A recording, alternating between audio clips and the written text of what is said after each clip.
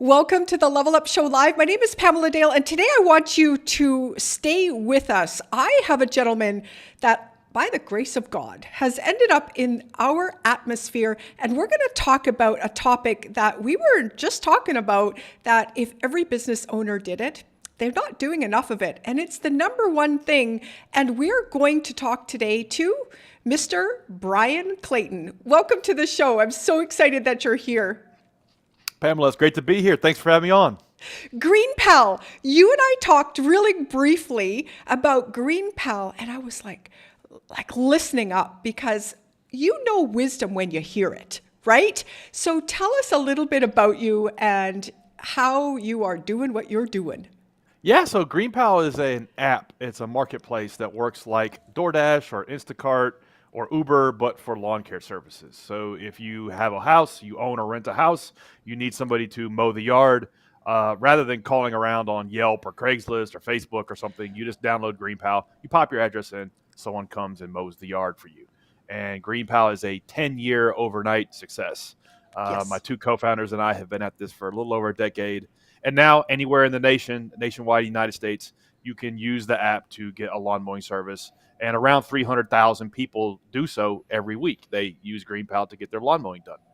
And before GreenPal, I actually had a landscaping business. I started Did mowing you? grass in high school, yeah, and stuck with that for like 15 years. Built that up to a big company and sold it, and that was what gave me the idea to build GreenPal. So I've spent 22 years in the landscaping business, both on the blue collar side and now on the tech side. And what made you decide to go to the tech side? That's quite a jump from being a specialist, a doer of the task, to building the software. Yeah, so when I built my first company, I thought I was going to run it forever. I started off with just me and a push mower, and little by little grew it to a company of 150 employees, 90 trucks, landscaping crews going out every day, and eventually getting it over $10 million a year in sales. So it was a big company, and I thought I was going to run it every single day, and I thought for the rest of my life. And one thing I noticed at about year 13 or 14, that my personal development was plateauing. Something that was interesting running the business throughout the first 10 years was that I was evolving into a whole new person every year or two, and I was growing alongside of the business. But that was kind of plateauing, and I was no longer getting that fulfillment from it. And so I needed a new challenge, and I thought, well, I'm going to sell this company and create the space for me to do the next thing. I don't know what that's going to be, but I'm going to do the next thing and take on the next journey. And so I did. I explored how to get that business acquired, and a big national company bought it. And then I thought, well, what now? And I thought, well, somebody's going to build an app that works like Uber is working, but for lawn mowing services. I think I could maybe do that. And it started the process all over again, where I was growing and learning and adapting and evolving, and so that's what led me to becoming a tech entrepreneur. It took a while to navigate that transition, but I'm glad I did it. So I want to back up just a little bit because I think that's really profound what you were saying. I've heard this recently that even if you own your own business, it's important to have a career plan. And Yeah. I thought about it and I thought, well, that seems, oh, actually, it does make sense. So what I heard you saying is that you were continuing to grow in your own career as well, and you plateaued. Tell me a little bit about the growth that was Yeah, happening for you. so a lot of times a lot of times every small business reaches the choke point of the founder's capabilities. Right. So when a business stops growing, a lot of times it's because the founder stopped growing. The founder just didn't want to push through and figure out how to grow and evolve to the next level. And that's where the ceiling is. And that's kind of how I experienced it. So for me, the first 15 years of growing my landscaping business to 8 figures, and now 10 years in with GreenPal, everything that I'm doing and learning and growing and evolving around is kind of block and tackling for what the business is dealing with. So in the early days of building my landscaping business, it was very much me learning how to operate lawn mowing equipment. That's the first level of the game. Like I need to learn how to maintain equipment, run it. I need to learn how to make customers happy. Okay. Now I need to learn how to do like things like basic bookkeeping and accounting because I'm not making any money and I'm losing money somewhere. Okay. And now I got to become a decent bookkeeper. So I got to learn that. Okay. Now let's move on to maybe level 2 of the game. Now I got to become a decent marketer. I got to learn how to write decent copy and design a flyer. And then I got to learn how to run a decent sales process to sell new customers on my services. So you're learning like all of these skills, and you may not have the title of bookkeeper or accountant or copywriter or salesperson, but you kind of have to learn the 80-20 of all of these things to kind of pull all of this together and get a business off the ground. And that's how it was for me building and scaling the first company, and especially now with the second company, GreenPal. I had to teach myself how to build software, had to teach myself how to write code, how to design software. So a lot of times what you are learning and growing in, like charting your own career path, is like block and tackling for what the business needs at that point. And you kind of have to earn like the 80-20 of that title. So then you can then delegate it to somebody else to do it. It's almost impossible to delegate something that you have no idea or acumen around yourself. Every time I've tried to do that, it's always blown up in my face because you don't know what to do. You don't know what to tell them. You don't know what to expect. It's usually a recipe for disaster. So yeah, you kind of have a career path of your own. Even though you're a founder, you know that career path evolves, but it's like, okay, I need to spend 6 months. I need to read every book I can on copywriting because I gotta run the sales process of this company for a while, and it's always changing. And that's kind of what makes it fun. Right. So I work with a lot of business owners. I'm sure you've seen some as well. And I think you're unique and different in many ways because you've been able to be so successful. Can you tell me what it is in your, I don't know, the back of your brain, the heart, your soul, something? What made you keep continuing to grow when we know that the automatic reaction is just stay safe? This is scary. I think it's two things that I'm not uniquely talented or brilliant Right. at anything. I think it's two things about me and the way I'm wired that have enabled me to kind of go from just a push mower to building an 8-figure business in that business, and then being a blue collar kind of redneck landscaper to becoming a tech entrepreneur, and now running a marketplace in this industry. It's still day one for me, but it has been a heck of a journey. And looking back, I think two things about me is I'm always like uniquely discontent if things aren't moving forward. So if things aren't progressing, I'm upset, and it's just who I am, and it's just Right. part of my DNA. If things aren't growing, then I am not happy, and Right. so that's just part of how I am with my business, how I am with my personal life, how I am with my relationships. If they aren't improving, I'm discontent. And so I've learned over time just to embrace that and to improve things in my life, especially my business. I am my business. My business is me. And so my business always needs to be improving, always needs to be getting better, quicker, faster, more delightful for people that use it. Right. And that was the experience with the first company and now the second company. And then another thing is, I have to kind of instill this in myself, but I always try to just be a relentless experimenter. And what I mean by that is that I don't really get too bent out of shape about what's going to happen. I just want to see what's going to happen. And so it's like, okay, well, is this the right candidate or not to hire as our chief of marketing? I really don't know. I know of the 10 we've interviewed, this is the one I like the best, Hmm. but let's just try her and see. And we'll just try her for 6 weeks, and we'll do a few projects, and then we'll see if it works out. If it doesn't, okay, but we're going to experiment with this candidate. Or is this, should we try this new feature? Should we go build this new feature or not? Well, let's go run an experiment around, the least minimal viable piece of that feature that we can to see if it's a good idea or not. And I think if you can, like, if you show me an experimenter, somebody who's just relentless about experimenting, I'll show you somebody who inevitably is going to achieve what they're trying to set out to do. Right. So I think if you can look at things that way, you can lower the bar to getting stuff done. Two things came up for me that I have experienced myself and am in the middle of. And the first word is momentum. I didn't realize that that was something that I had. I actually judged myself for it because I was never quite content. Everything still, it has to move forward. If it's not moving Right. forward, I feel like I'm dying. Literally, I can't breathe. Yep. I think it's part of that entrepreneurial blueprint kind of that we have in us that's so powerful. Yep. And there's a lot of people that don't have that, by the way. Right. They don't have Don't. that. I once had a buddy who bought a new house and he didn't buy a bed frame for his bed for 7 years. Right. And this is not the type of person who is wired to always want to be improving things and moving forward. So there's a lot of people who don't have that. That's right. But if you do have that, then maybe you are wired to be an entrepreneur, because that's kind of what it takes to be a successful entrepreneur. You got to be looking at, okay, what's working, what's not working, why is this not working? Let's figure it out, let's fix it. And if progress is not happening, you're discontent by it. Right. And I think that can be helpful. Right.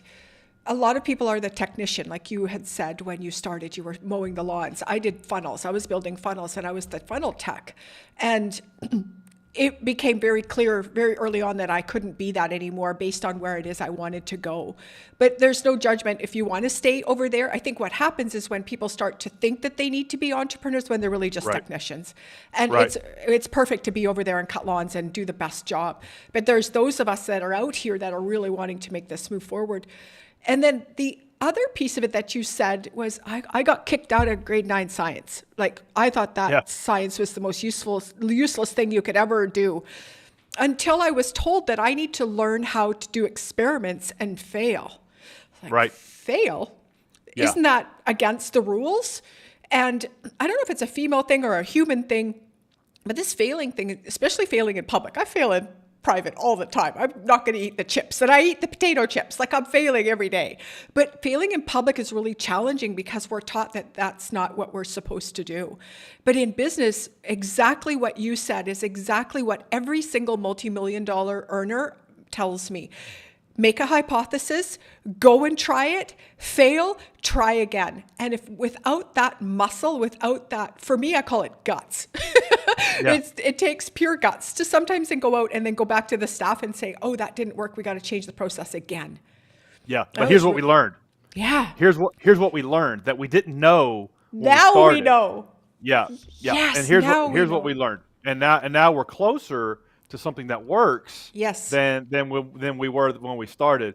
And all of this, by the way, is what makes America the best place Yes. to run a business, to start a business, because we have things like bankruptcy laws.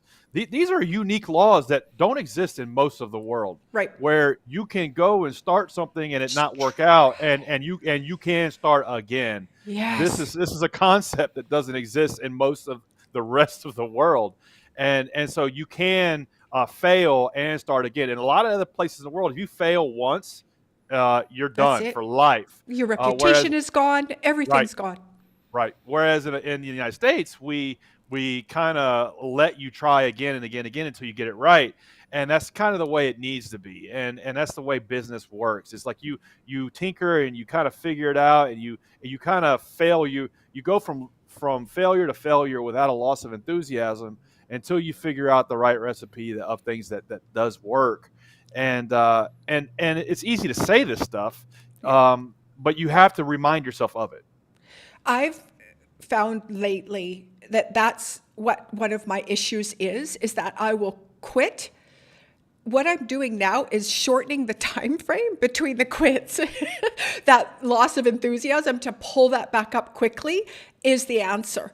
It's really takes a lot of courage, and I think that momentum piece of me. Plus, also, there's a financial drive to do well and build something and employ people, and all of that pulls me forward too. Do you have motivators like that keep you going, or is it purely just the entrepreneurial spirit in you? No, I have like moments of I guess moments of motivation and you can't rely on being motivated Yeah. to get you through, because that's fleeting. And so you kind of have to. It's like consistency is the superpower, and the discipline is the superpower. And so the way I kind of get through that is like I'll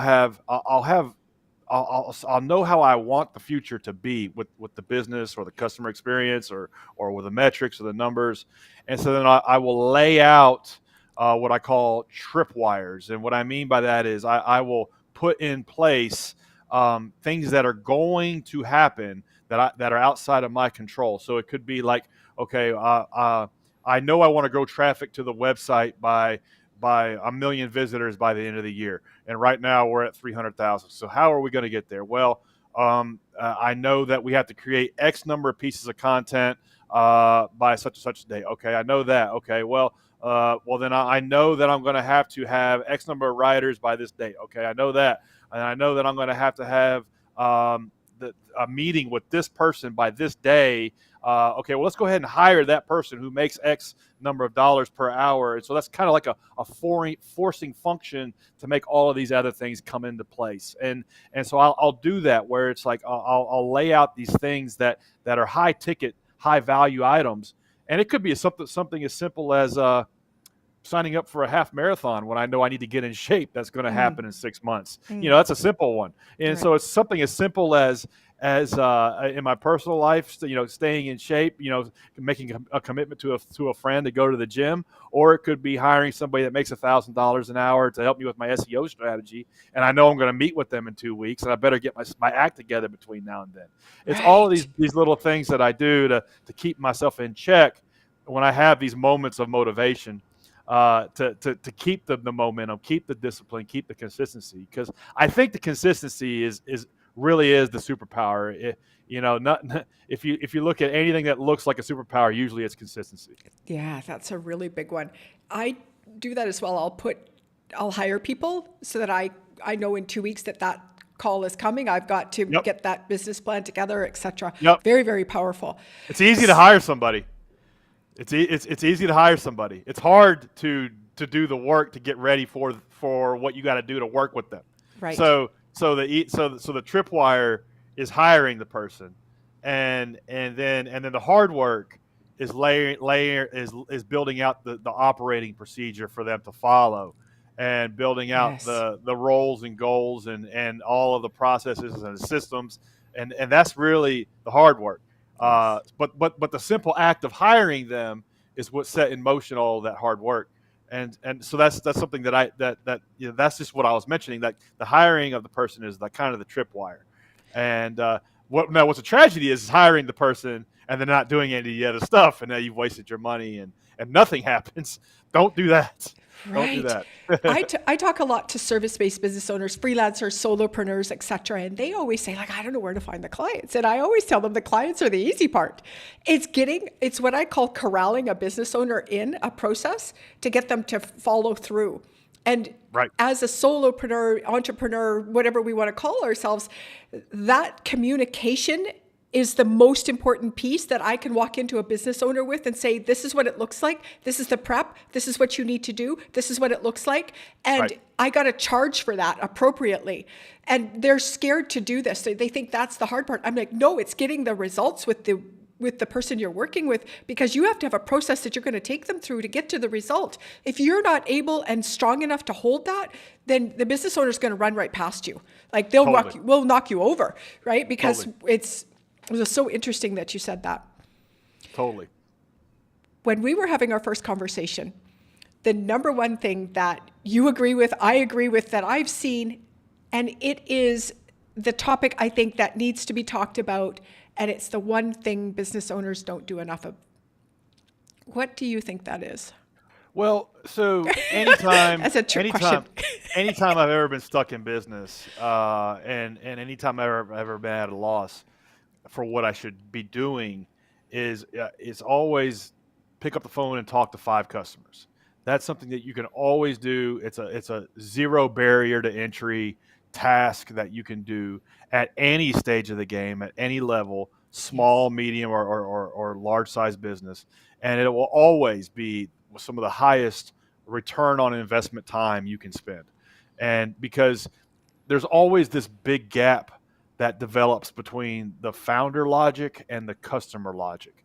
The customer is thinking one set of things, and the founder is thinking another set of things, and the two of them are looking at what the business does from a total different set of perceptions and almost different paradigms almost. And so you have to close that gap, and the only way to close that gap is to actually talk to them.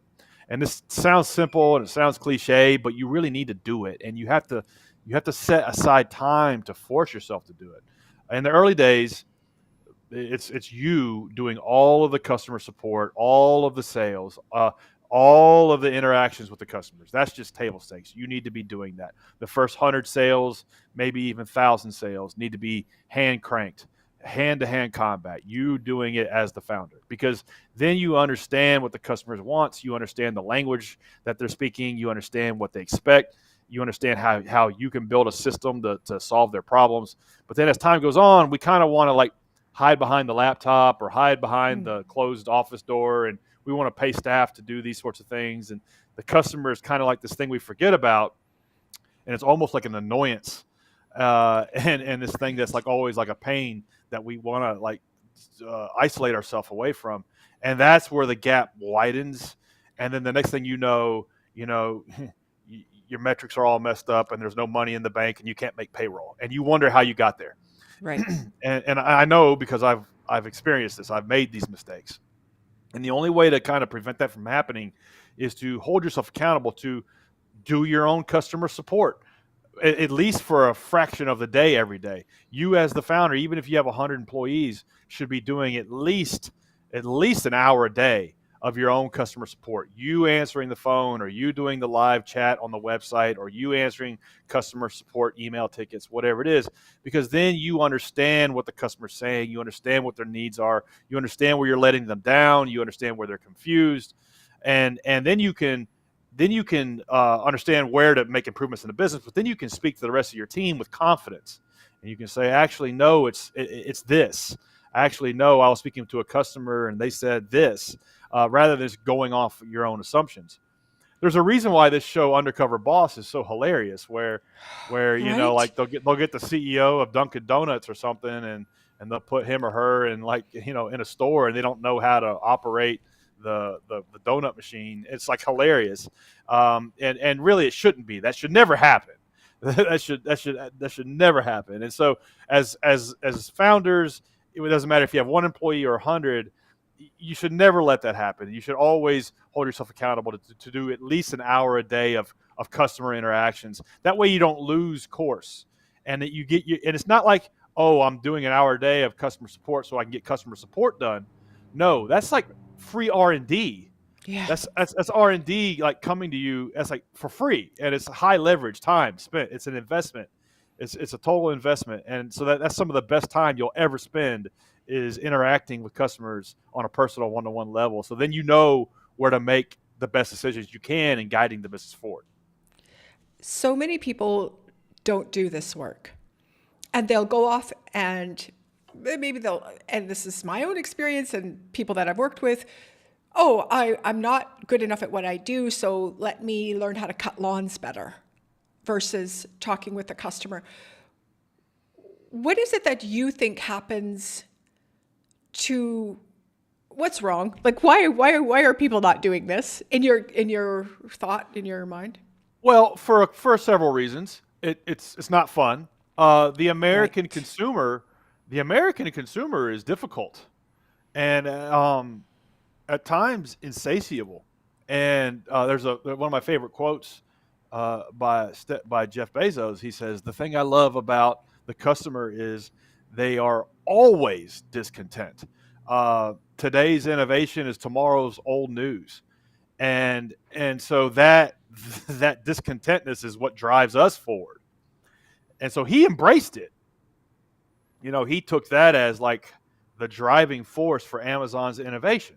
You know, who I could you pop up Amazon.com and get a box of toothpicks delivered to me in an hour. Right. That came from insatiable customers. And so you can either let it happen to you or for you. And so that's why nobody wants to do it, because it you know, the American consumer is spoiled. We all are, and it's difficult sometimes to deal with it. But if you can reframe it and say, okay, this is happening to me. This is happening for me, not Yeah. to me. Um, then it can help make your business better and make you a better founder. That's really why. Um, and it's funny. I was reading the other day that the CEO of DoorDash makes every member of their team. It doesn't matter if you're an engineer or if you're an executive, makes them do deliveries on the network. So they don't lose sight of who their customer is. Their customer is actually helping people make a living doing deliveries, and so that's an important thing. You still want everybody to know why we're doing what we're doing, and why it's important, and why we get out of bed in the morning, and that's an easy way to do it, like a tactical way to do it, to interact with the people who you serve. It's important. It's very uncomfortable. I worked in customer service, mobile phone company up in Canada. They threaten your life over a mobile Yeah, phone. Like, it's really uncomfortable, and I can really attest to that. In today's marketplace, when we go to do any advertising or we're doing anything out on the interwebs, if I don't understand the customer problem or understand where the customer's at or talk in their language, I think that we struggle. You're doing a lot of advertising out there right now, I'm sure, in a lot of different things. How important are those conversations still today with regards to your marketing? absolutely. And that's another side benefit of doing your own customer service, is you want to speak the language that your customer speaks. You want to know, for in our world of a marketplace that connects homeowners with lawn care services, do they call it grass cutting, yard maintenance, lawn mowing, lawn care, Exactly. grass cutting service, lawn mowing service, yard maintenance service, lawn care service?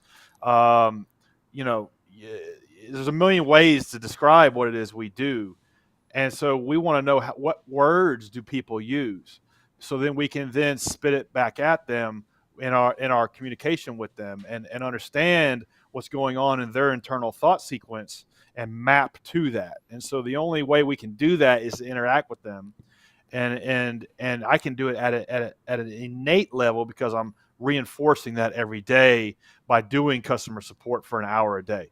Am I able to do all the customer support for GreenPal? No, barely a fraction of it. But still doing it at every day and getting the reps in, it course corrects my thinking, and it keeps me accountable to what people are saying, how they think, what words they're using, how they describe what they do, what their expectations are the minute they arrive at the GreenPal app, what they think it will do, what they wish it would do, what they expect it to do, all of these different nuances. You kind of have to be able to map the internal thought sequence of your potential customer, and the only way to do that is to interact with them, and hear what they're saying, and to do it on a one-on-one level. The reason why the the customer support at that phone company probably sucked so bad was I think because the CEO has never done the customer support for that company. I was on the phone with Verizon the other day, and it was just laughably bad. And if the CEO had to do customer support for an hour a day, they would fix the problems that prompted me to have to call in. I don't want to have to call in. There should be an online solution to what I was trying to solve. So Right. so a lot of this stuff, if you hold yourself accountable to always interact with your customers at some small level, it can prevent a lot of these big problems that can kind of metastasize in your business. The other piece of it too, when you're first starting out, I think it will give you a better chance at success Mm. if you talk to them right out front and build what it Yes. is that they actually want, which Yes. is what you did with GreenPal, correct? Yes. Yes. It's free R&D to figure out if you're on the right path to building something that somebody wants. Because in the early days, you don't know.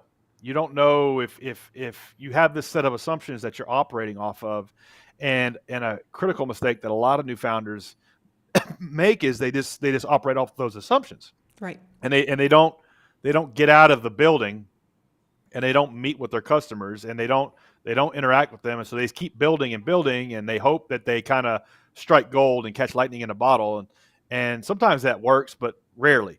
And so what you want to do is you want to build a little something and then talk to customers and get their feedback on it. And then they'll tell you, okay, yeah, no, I was expecting it to do this, and it didn't, and this is where you let me down. And if you hear that, 10 times out of 15 conversations, you need to fix that thing. And it's a very simple thing, but most founders don't do that. When we started GreenPal, we thought that we were building the cheapest way to get a lawn mowing service, because I was coming to the starting block with a contractor background. I ran a landscaping business, and when you run a contracting business, you kind of get jaded. You think everybody just wants the cheapest price. So that's what we started GreenPal with, the mentality of, okay, everybody just wants the cheapest price. We'll build a system that helps deliver the cheapest price, competitive bids for lawn mowing, and that's how we oriented everything. And then we built the system, and we passed out flyers and got a couple hundred people to use the system, and we met with as many people that would meet with us as possible, and they would all tell us, like, no, I don't want the cheapest lawn mowing price. It needs to be a fair price, but I just want somebody to show up on Thursday when they're supposed to. And the guy that I hired on your system didn't show up, and he showed up on Friday, or he showed up next week, and we kept hearing that over and over again. And they would say, I have this problem with other contractors too, not just the one I found on your system. The problem was not get the lawn mowed for $15. The problem was get the lawn mowed on the day I want, and get the lawn mowed reliably, and get it done and predictably and consistently. And so that changed everything with how we built the system, how we incentivized contractors to show up and do a good job on the day they were supposed to.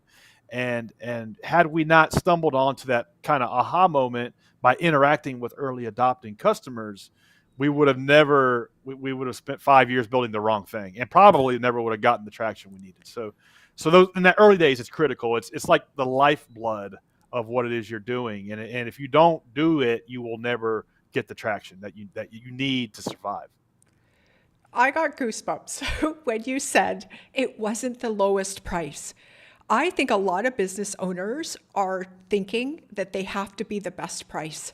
I work with people who are building software businesses as well, and they're like, oh my God, this person's doing it for this price. And I'm like, okay, what are you going to? So it was all about the service. Go and talk. I always tell them, go talk to your clients. What do they want from you?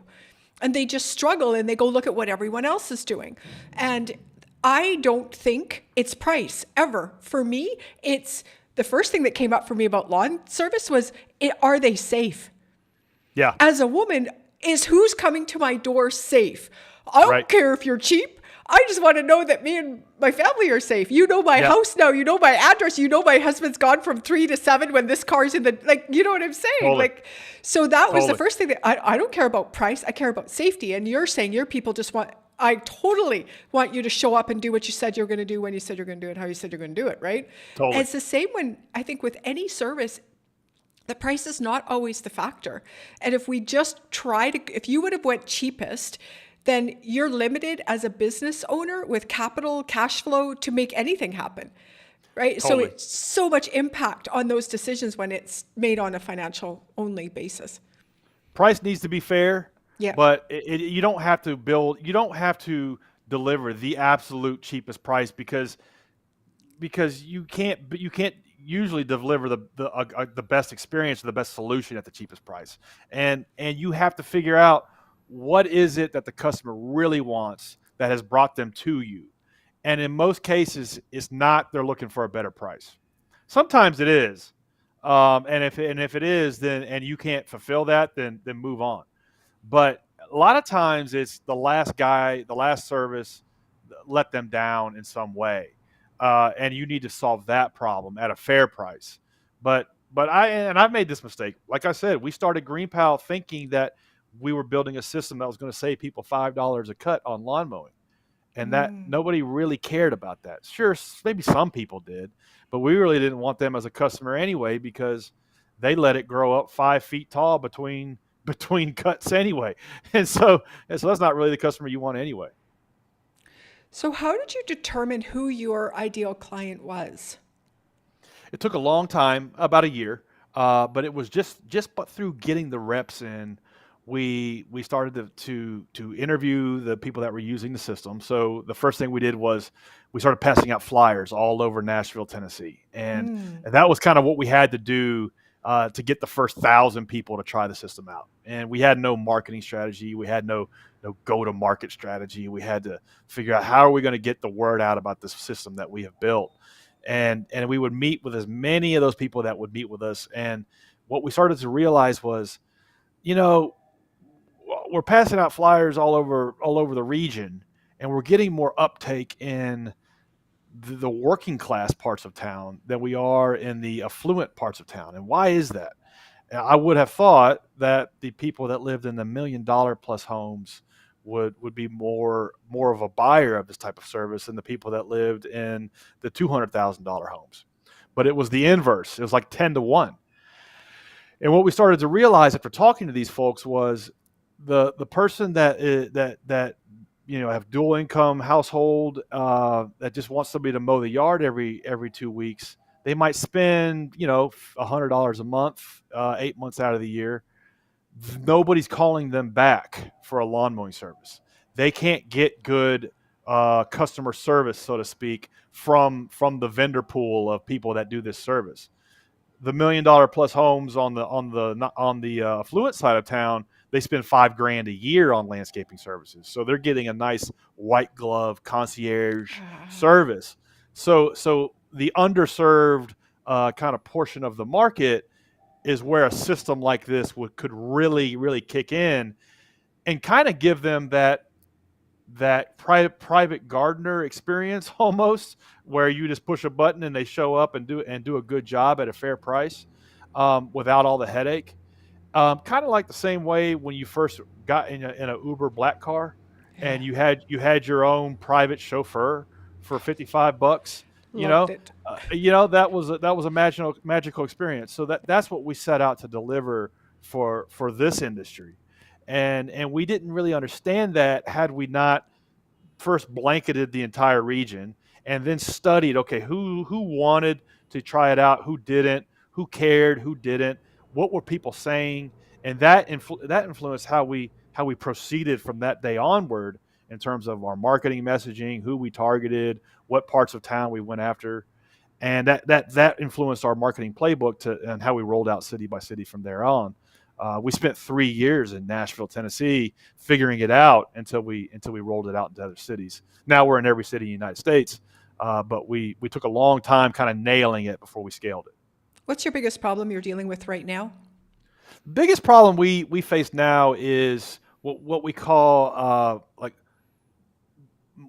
micro networks, and so every single city is its own network. And so if you live in Lincoln, Nebraska, you don't care how many people in Seattle use it, and if you live in Seattle, you don't care how many people in San Diego use it. Every city and in every suburb of every city is its own network. And so every one of those has to have a balance of supply and demand. Every one of those has to have a balance of buyers and sellers. If they don't, then the system does not work well. So as a consumer, you sign on, you expect, well, we try to deliver you 5 competitive prices from 5 qualified lawn care services in less than 60 seconds. So you have 5 different options in less than a minute. You can read reviews and hire the one you want to work with. And if we can't deliver that, then we got to figure out, okay, why not? Why is there enough contractors using it in that town? And so diagnosing that and fixing that at a town by town level is a challenge. And so that's the biggest challenge we face right now. It's a big data problem. We have to crunch data at scale, and we have to figure out how do we get more vendors in Boise, Idaho, because there's not enough people using it in Boise, Idaho, and so on. And fixing those problems and at a city by city level is a challenge. Greenpal.com. That's the place to go. If you're in America, you're just in America, you're not moving into Canada or... Just the United States right now. We've probably got a few more years expanding in the U.S., and then we'll be in Canada, then U.K., and then Australia. Oh, wow. So really big expansion plan coming. That's right. Yeah, we'll be international soon. It's coming. That's exciting. Well, I'm from Vancouver, Canada. We got to stay connected. Nice. Yes. So you'll be the first to know when we launch there. That's fantastic. Beautiful site. Everybody check it out, greenpal.com. Thank you so much for being on the show with us today, Brian. Such a story, and I am very inspired by you. Thank you Well, so much. thank you, Pamela. Thank you for having me on. I really appreciate it. Absolutely. All right, everyone. Talk to you soon.